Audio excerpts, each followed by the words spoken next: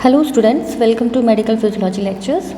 आज हम पढ़ेंगे सेरेबेलम डिसफंक्शंस के बारे में, जो कि बेसिकली रिलेटेड है टोन, पोस्चर, इक्विलिब्रियम से। ठीक है, रिलेटेड टू मूवमेंट्स जो हैं वो हम अपने नेक्स्ट चैप्टर में कवर करेंगे।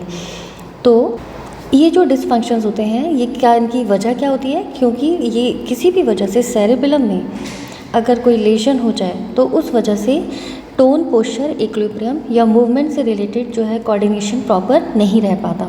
तो let's start the chapter tone and posture.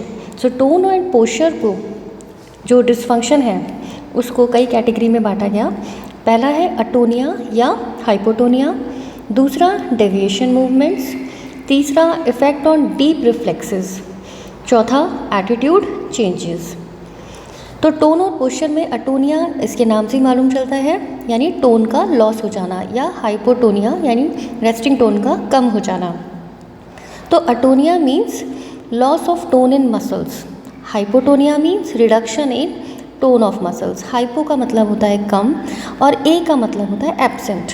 तो यानी टोन जब कम्प्लीटली एब्सेंट है, लॉस है, तो इसे अटोनिया बोलते हैं। और जब रिडक्शन है यानी टोन मेंटेन करने में कहीं कमी है, टोन में कमी है, तो इसे बोलते हैं हाइपोटोनिया। दूसरा आता है डेविएशन मूवमेंट्स। डेविएशन का मतलब समझते ही आते ही ये आप समझ जाइए कि ये आई से रिलेटेड है। So when eyes are closed, arm deviates laterally. तो सेरेबेलर लीजन की वजह से क्या होता है कि जब आईज क्लोज्ड होती हैं यानी विजुअल सेंसरी लॉस हो जाता है, उस कंडीशन में जो आर्म है वो बाहर लेटरली डेविएट हो जाते हैं। फॉर एग्जाम्पल, ये जो आर्म है ये बाहर लेटरली डेविएट हो जाते हैं, और यूजुअली जो आर्म होते हैं वो आप अगर चलते हैं या खड़े होते हैं तो बाहर की तरफ स्ट्रेटली आगे की तरफ होते हैं। ठीक है, और in bilateral lesions both arm deviate. और अगर ये लेजन जो है सेरेबेलम का बायलेटरली है तो दोनों ही आर्म्स में ये डेविएशन टुवर्ड्स लेटरली देखने को मिलता है। जब हम बात करते हैं इफ़ेक्ट ऑन डीप रिफ्लेक्सेस की, डीप रिफ्लेक्सेस का नाम आते ही आप समझें कि डीप रिफ्लेक्सेस के जो रिसेप्टर्स होते हैं वो डीपली प्रेजेंट होते हैं, जैसे कि नी रिफ्लेक्स है, जॉ रिफ्लेक्स है, बाइसेप्स रिफ्लेक्स है, ट्राइसेप्स रिफ्लेक्स है। तो ये सारे जो कैटेगरी के रिफ्लेक्सेस आते हैं ये डीप रिफ्लेक्सेस में आते हैं। तो इनके जो रिसेप्टर्स होते हैं टेंडन पे प्रेजेंट होते हैं। Deep tendon reflexes become weak and pendular. तो यूजुअली क्या होता है, जो हमारे जॉइंट्स होते हैं वहाँ आगे से हमारे जो बॉडी के पार्ट्स हैं वो आराम से अपने वॉलंटरी के हिसाब से मूव करते हैं। लेकिन जब डीप टेंडन रिफ्लेक्सेस वीक हो जाते हैं तो वो जो जॉइंट्स हैं, ये जो जर्क, अगर सपोज अपन नी जर्क देते हैं मोटर क्लिनिकल एग्जामिनेशन में, तो जो नी है वो पेंडुलम की तरह आगे पीछे होता रहता है। तो ये देखने को मिलता है डीप टेंडन रिफ्लेक्सेस में, यानी leg shakes several to fro movements after initial reflex response. तो जैसे ही आपने टेंडन पे रिफ्लेक्स किया, ठीक है, टेंडन पे आपने स्टक किया, किससे? पटेलर हैमर से। तो ये जो है पैर जो है आपका, जो लेग होता है नीचे का, ये क्या करेगा? पेंडुलम की तरह आगे और पीछे मूव ऑन करता रहेगा। जो रिफ्लेक्स फिनोमिना होती है उसमें क्या होता है, ये बाहर की तरफ एक्सटेंड करता है और क्वाड्रिसेप्स में कॉन्ट्रैक्शन होता है। तो कहीं ना कहीं परस्पेक्शन में ये वीक हो जाता है। So it occurs due to hypotonia of quadriceps muscle. तो इस कंडीशन में जो यूजुअली कॉन्ट्रैक्शन होता है क्वाड्रिसेप्स मसल्स का वो नहीं हो पाता, ठीक है, क्योंकि हाइपोटोनिया हो जाता है, और जो नी है वो पेंडुलम की तरह आगे पीछे मूव करता रहता है। सो ये होता है effect on deep tendon reflexes. Attitude changes की अगर हम बात करें तो अगर यूनिलेटरल लीजन है एक तरफ का, तो इसकी वजह से lowering off shoulder on the affected side. तो जो शोल्डर है, सपोज अगर यूनिलेटरल में इस तरफ बॉडी का लेफ़्ट साइड पे जो है वो लेशन हुआ है, तो जो शोल्डर है वो किस तरफ हो जाएगा?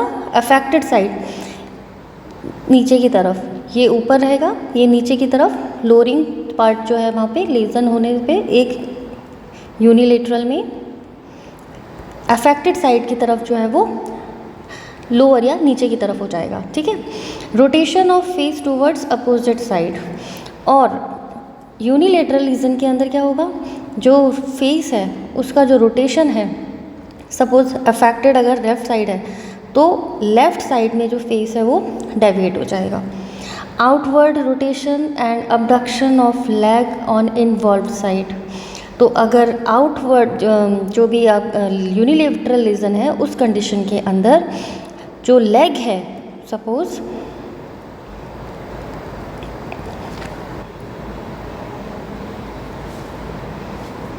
यानी outward rotation and abduction of leg on involve side, तो यूनिलेटरली बाहर की तरफ हो जाएगा और ये अबडक्टेड हो जाएगा, ठीक है, अफेक्टेड साइड पे। चौथी क्या चीज़ देखने को मिलती है, trunk is bent with concavity towards the affected side. Suppose left side he affected है तो जो ट्रंक है वो अफेक्टेड साइड की तरफ कॉन्केविटी शो करेगी, ठीक है। This is concavity and this is convexity, तो अंदर की तरफ बेंट हो जाएगी। Trunk is bent with concavity towards the affected side, तो यूजुअली जो ट्रंक है वो इस तरीके से होता है, इस कंडीशन में ये इस तरीके से दूसरी तरफ नॉर्मल रहेगा, लेकिन अफेक्टेड साइड में ये कॉन्केव शो करेगा। So this is all about the tone and posture, atonia, hypotonia, deviation movements, effect on deep reflexes and attitude changes. Next आता है इक्विलिब्रियम, बहुत इंपॉर्टेंट चीज़ है कि walk on a wide base, equilibrium maintain नहीं कर पाता की वजह से जब सेरेब्रम में लेजन हो जाता है तो पैरों को चौड़ा करके ही वो चलने में अपने आप को समर्थ समझ पाता है, अदरवाइज़ वो गिर जाएगा। यानी ड्रंकन लाइट गेट, गेट का मतलब होता है मैनर ऑफ वॉकिंग, चलने का तरीका। तो अगर कोऑर्डिनेशन ऑफ मूवमेंट है जो लॉस्ट हो जाता है मसल्स का, उस कंडीशन में ड्रंकन गेट, जो कि हमने आपको पहले समझाया हुआ है, ड्रंकन गेट किस तरीके से, जैसे किसी ने अल्कोहल लिया हुआ है और वो अपने आप को संभाल के चलने के लिए पैरों को चौड़ा करके वाइड बेस्ड जो है वो वॉक कर रहा है। Unable to maintain the upright posture with closed eyes, और इक्विलिब्रियम में क्या और चीज़ें देखने को मिलती हैं कि अगर आइज़ क्लोज्ड हो जाती हैं तो उस कंडीशन में, आइज़ क्लोज का बहुत इंपॉर्टेंट रोल है यहाँ पे, ये आइज़ क्लोज है, इसका मतलब सेंसरी जो विजुअल इन्फॉर्मेशन है वो उस समय अगर ख़त्म हो जाए तो वो अपना पोस्चर मेंटेन नहीं कर पाता, वो गिर जाता है। जबकि कई बार आइज़ ओपन होने पे वो अपना जो पोस्चर है उसको मेंटेन कर लेता है। तो आइज़ क्लोज होने पे जब वो अपने पोस्चर को मेंटेन नहीं कर पाता, इसे बोलते हैं रॉम्बर्ग साइन पॉजिटिव। तो फॉर एग्जांपल एक पर्सन जो है जब दोनों तरफ अपने हैंड्स को दोनों डायरेक्शंस में डाल के आइज़ ओपन करके खड़ा है, उस कंडीशन में वो स्ट्रेट पोजीशन में खड़ा है, लेकिन जैसे ही वो आइज़ को क्लोज़ कर देता है तो उस कंडीशन में वो स्वे हो जाता है, गिर जाता है। तो इसे बोलते हैं रॉम्बर्ग साइन, और ऐसा तब होता है जब विजुअल इन्फॉर्मेशन जो है वो पर्सन की लॉस्ट हो जाती है। So this is cerebellum dysfunction due to lesion in cerebellum.